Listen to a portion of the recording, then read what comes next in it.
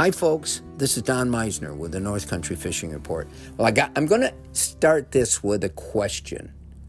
Are bass in Japan smarter than they are here?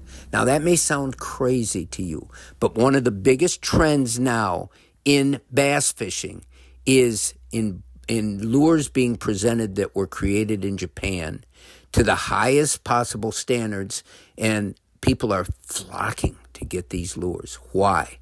Because number one, they think now that in order to catch a bass in Japan, you've got to have something that's better than what we would use here. Now, what's the reason for this? What's the reason for these thoughts? It's because the fishing pressure on the waters in Japan for bass is greater than almost any of the places here. I mean, those bass see thousands of lures. They come to learn.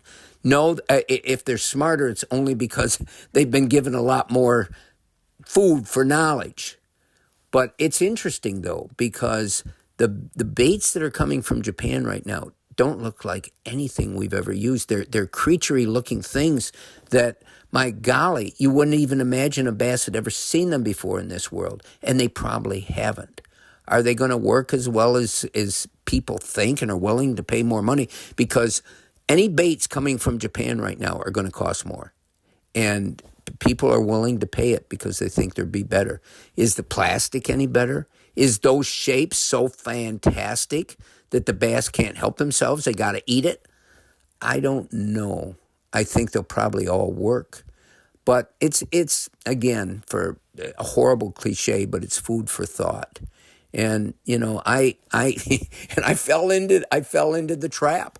I went to running store in Malone and I bought 2 different types of baits that I'd never seen before. I've seen them online looking at some of the national distributors, but I want to spend my money here at home if I can. And I'm going to try them. I'm going to see. They're little baits. They're shaped like nothing you've ever used before.